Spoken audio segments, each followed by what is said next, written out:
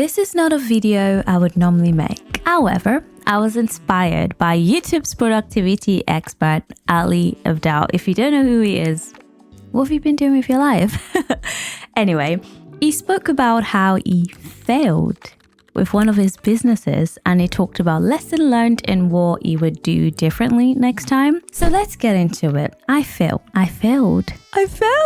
Recently, I applied for a job internally within my company, still within like the wider team, if that makes sense, within my wider team, but a different role, basically. That's the context. And I failed. I didn't get it. As at the time I'm recording this video, this happened today. I got a response today and it wasn't positive. It wasn't good. So why am I smiling? No, it's not an awkward smile. I'm actually okay. And I'm shocked by the fact that I am actually okay, because the old me could never.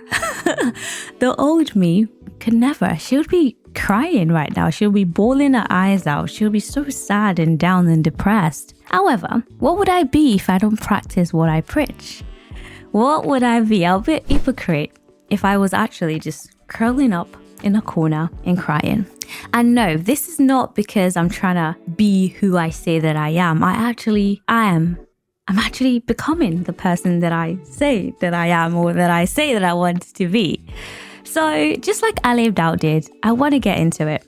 Lesson learned from my failure. Let's get into it. Number 1, be more confident.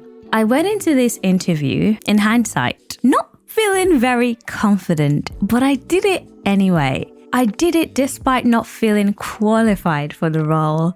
And that's my number 1 lesson. Be more confident even when you don't feel ready, even when you don't feel confident, even when you don't feel qualified. Just do it. Just do it anyway. Do it scared. And that's what I did. But if I were to do it again, I think I would just gather a little more courage. I think I would try and be just a little bit more confident, because I know I was so nervous, and it's not me. It's not in my nature to be really nervous about something. I think that was probably the job interview I've been the most nervous for in my entire life. And it's crazy because I already have like a job in the company. So why am I so nervous? And I think I was most nervous because I knew the people I was interviewing with. I knew the interviewers, the people that I work with. So I think that kind of raised the stake for me, because I wanted to come off positively. And I overly prepared in a way. I overly raised the stakes. I didn't see it as just another interview. I saw it as like me proving myself in a weird capacity. And that made me less confident, because I started to like pick on the little things I didn't know. Instead of trying to sell myself on the things that I knew, I think I went in being fully aware of the things I didn't know. And I'm not trying to say you should be delulu. This isn't me trying to say be delulu and go for jobs that you know damn well you shouldn't even bother going for. No, that's not the point. But the point is, when I got feedback from one of the interviewers today, he actually said I did well. He said he really liked it, and the other person in the interview room liked it as well, and said my presentation was good for the interview. And I thought I was nervous AF. I thought it came across that I was so nervous, but allegedly I got it together and delivered a good presentation. So what would the most confident version of myself have been then? You know what I mean? If I was able to do well at my not least confident, because I did go in with a little bit of confidence, but if I was able to do well with mid level of confidence, let's say, how much better would I have done if I just embodied the person that I say that I am, which is like a confident person? If I just believed in myself just a little bit more. So yeah, that's my number 1 lesson. Even when you think, oh, can I really do this? Even when you think I'm not ready, I'm not qualified, I'm not the best person for this role, number 1, just do it anyway. Just put yourself out there, just go for it. And number 2, this is where fake it till you make it comes through. Just tell yourself about the things you can do, the things you are good at, the things that, you know, makes you great. The things that make you who you are, the things that you love about who you are, the things that you do really well, the things that you're confident about, the things that you're proud of, as opposed to what you can't do. I hope I'm making sense. But in hindsight, and if I were to do another interview, whether internally or externally, or give another presentation for whatever reason, I think what I would tell myself is to be more confident, even though deep down I might be like, am I up for this task? This is bigger than I can chew, but I would chew it anyway. And I guess that's kind of who I am. I've always been that person. I've always been a go-getter. I've always reached for opportunities, and I will continue to do so. But this time I would do it more confidently. Number 2. This is where stoicism really comes into play, and this is something I'm so grateful for myself about. I'm so grateful for all the work that I've put in this year into growing and being a better version of myself. This is where I'm so grateful for stoicism. This is where I'm so grateful for, all the work that I've put in over the last couple of months in really embodying the mindset of a stoic person. What do I mean by that? After I did the interview, I kind of put myself through something that I would say is exposure therapy. I'm not sure how accurate this is in this context, but exposure therapy is basically when you put yourself in situations that you're scared about. So if you're scared of heights, then you go and climb really high buildings or mountains, or do skydiving just to really get over the fear. So it's basically exposing yourself to things that you're afraid of. But I did it in a different way, where I embodied the stoic mindset and reimagined on multiple occasions me not getting the job.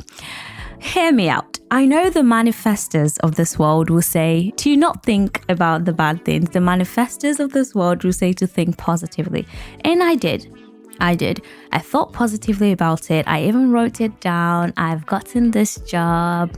I imagined also me getting the news that I've gotten this job. So I did all of that. I did all the affirmations. I even prayed because, I'm a Christian. I've got faith. And what I would say I did differently that isn't Delulu is also thinking about the worst case scenario. I imagined the worst case scenario. And that is something that Stoicism kind of teaches, and that I actually did say it must have been 2 weeks ago, where I said, compare everything to your mortality. Whilst waiting for a response after doing this interview, I thought to myself, okay, well, if I don't get this job, how important is it 1 week from now? Well, I might still be bummed out. 1 month from now, I probably would have kind of gotten over it. 1 year from now, it just wouldn't matter anymore. You know what I mean? It just wouldn't matter anymore. Maybe a new opportunity has come up by then. So I went through that in my head. And then I thought, okay, how would I feel? How would I feel if I didn't get the job? And my heart sank. Like my heart actually sank. And I went, I'll be so sad. I'll be so sad, because it probably is maybe one of the few times I haven't gotten a job I applied for. It doesn't happen very often. And this is not me trying to brag or anything, but I thought to myself, damn, that's gonna hurt, But I think because I've lived it multiple times, so I've kind of imagined not getting a job and how I would feel a few times already, that when I actually got the news that I didn't get the job, it didn't feel as bad anymore. I've already put myself through it. I've already exposed myself to the negative emotion. I've already exposed myself to the sadness and just all the disappointment that I would feel if I didn't get it. I've already exposed myself to it. So when I actually heard the news, I wasn't too sad. I was still disappointed. I was still like, what a bummer. But it didn't hit as much as I thought it would. It didn't hurt as much as I thought it would. And I realized it's because I've already imagined the worst case scenario. That is the worst case scenario. Unlike Ali Abdaal, the productivity expert I mentioned at the start of this video, I didn't lose hundreds of thousands of dollars that he's lost in his failed business. I think he said he lost over $200,000. I didn't lose nothing. I didn't lose jack. The only thing I lost perhaps is the time I spent preparing, the weekend I spent preparing for that interview, and maybe a little bit of time I spent worrying about it, about the outcome. But that's it. That's all I lost. that was the worst case scenario. So is it really that bad? And I guess it's different if you were out of a job and you were pretty much relying on this for income. Relying on your job interview or whatever. It doesn't even have to apply to a job interview. This failure that you're experiencing can be to do with anything. It could be any sort of failure. I believe this is applicable to any sort of failure and disappointment that you may be experiencing right now or anticipating experiencing. But what I have to say is just imagine the worst case scenario and think, is it really going to be that bad? And when it does happen, if it does happen, because it could go the complete other way where you actually get the job, you actually pass the exam, you actually get proposed to, you actually get the thing, it could be positive. But even if it's not, what is the worst that could happen? Like, what's the worst case scenario and is it really that bad? And that is the stoic mindset I want you to embody, that I actually think has kind of saved me hours of tears. The old me would be crying right now. That's the truth. The old me isn't used to this. The old me isn't good at processing failure. I'm used to achieving. I'm used to excelling. I've never been good at taking bad news, criticism, or disappointment. I've never taken that well, but now I am becoming a different person. And recently I got, some kind of feedback at work that wasn't positive and it hurt for a second and I got over it. And I'm like, you know what, this is to improve my skills or whatever, like that's just the way it is. Like, c'est la vie, that is life. Life goes on. What's the big deal about this? How much is it really going to affect my life in a month, in a week, in a year? That's literally how I deal with so much right now. And I promise you, oh my God, does it change everything? You just worry less. You just worry less and stress less and get less wrinkles on your eyes and your face and yeah. All right. Lesson number 3. Do more things that you will fail at. I want to do more things that I think I will fail at. I want to do more things that I'm perhaps bad at. I want to do more things that will put me in a position where I don't do well. I know that kind of sounds like a bit stupid. Like, why would you want to hurt yourself and disappoint yourself and make yourself sad on purpose? But this just teaches me that failure is not that scary. I've grown up thinking it was. I don't know, maybe my background, clearly African, and I grew up in a Nigerian household that saw failure as like a big deal. It was like disappointing to your parents and whoever it is around you. It was bad to fail. Even in class, if you got a question wrong, if you got asked a question and you got it wrong, it's like, you get punished, for getting things wrong. So I've kind of grown up with that, a bit of a scared mentality where it's like, oh, I can never get something wrong. I can never do bad. I can never fail. But like, no, that's just societal pressure and pressure that you've perhaps put on yourself as well. You can fail. It's fine. Failure is like inevitable. Failure is normal. Failure is redirection. Rejection is redirection. Isn't that what people say? Rejection is redirection. And yes, it's going to hurt. Okay. I'm not going to sit here and lie to you and say you can just, snap your fingers and get over it. No, it is gonna hurt, but it's like briefly. It's gonna pinch you for a bit and then it's like fine, you get over it and you move on. Like, I just ordered some Nigerian food to treat myself tonight because I'm like, I'm not gonna cook. I'm just gonna do my laundry and like relax and watch some TV, watch some YouTube videos and just like do things that make me happy, do things that bring joy to my life. And yeah, life goes on. Tomorrow I get on with my life, get on with my day, and it's like, it's fine. That's what I'm trying to say. It's gonna be okay. And that's what you learn by failing often. I said earlier, I'm not someone that fails often. I don't put myself in situations I'm going to fail. I don't do things I'm bad at very often. I don't. It's why I quit playing tennis after one lesson, because I was so bad at it. I don't like doing things that I'm shit at. I don't like failing. I don't like the feeling of not being competent at something. But why? Why is that? It's like, failing is just like a process. It's like the side effect of growth. It's the side effect of learning, of doing new things, of achieving even. It's normal. I need to redefine how I see failure. I need to reimagine like what failure, the impact failure can have on me. It's like what's the big deal? What is the worst that could happen, like I said before? So lesson 3 is just doing more things that perhaps I will fail at, doing more things that I'm not good at, doing more things that will, just make me feel stupid, maybe make me feel like, how do I get out of this kind of thing? Do more things that perhaps give me that uncomfortable feeling of like, how do I fix this? Why did I do that? And just realize that it's okay. It's normal. Perhaps what's the next thing I can do that I'm really bad at? Maybe start to play tennis again. Maybe learn to drive. That's one thing. I play Mario Kart, and whenever I play Mario Kart, I'm so bad. I know it. I know it that I'm so bad at Mario Kart. And believe it or not, that's one of the reasons why I haven't learned to drive. Because I'm like, I'm going to be so bad at it. I'm going to be so bad, and it's going to disappoint me that I'm so bad at it, because I don't want to be bad at it. I want to be good at everything. It's like I want to try anything and do anything and just excel at it the first time. But how arrogant of me, to think that I would never fail, to think that I would get every job I apply to think that I will get every man that I want, to think that I would get anything that I want. Like, how arrogant of me. I can only try. I can only do my best. I can only work hard and put in the work and give it my all. And did I do my best? I don't know. I don't know if I did my best in the interview, but I showed up and I did it, even though I was scared. And that's all that matters.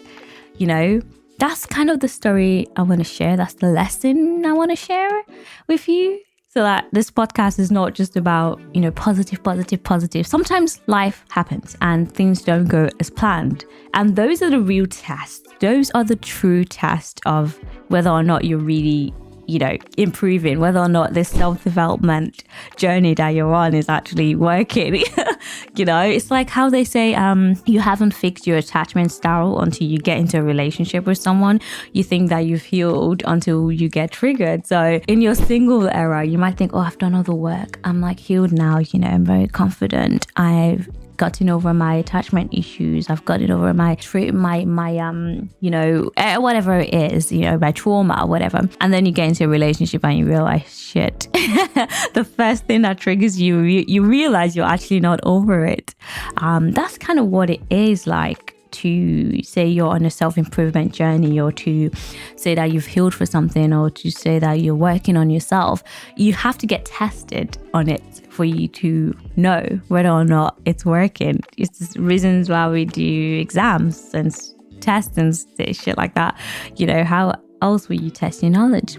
So how else will you test, the depth of all the work you've done on yourself? How else will you know if you're really a truly new and improved person? How else will you know that you're the best version of yourself, or you're becoming the best version of yourself? And just put yourself through the ringers. You gotta put yourself through the ringers to know whether or not you can survive the ring.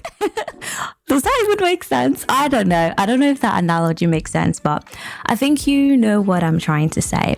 And actually, bonus point, just know that it's not really tied to your worth. I feel like a lot of achievement we tie to our self-worth, and that's why it hurts if we don't achieve something, if we don't get the job, if we don't get the man, if we don't get the pass the exam, if we don't, whatever it is that seems like failure to you, if you don't get it, it seems like a big deal.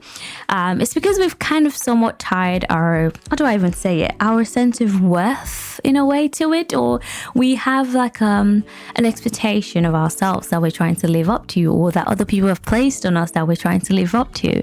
But if we kind of detach ourselves from the things that we achieve, I know it's easier said than done, but I think if we try and just detach ourselves from the outcome, like the manifestos say, not detach yourself from the outcome, still care about the outcome, but detach the outcome from your self-worth and the value you place on yourself and what that thing says about you. Like if I got the job, then it means I am a high achiever, I'm smart, I am someone who gets the job, But if I didn't get the job, what does that say about me? I'm someone who tried their best and went for a job that they didn't really feel qualified for.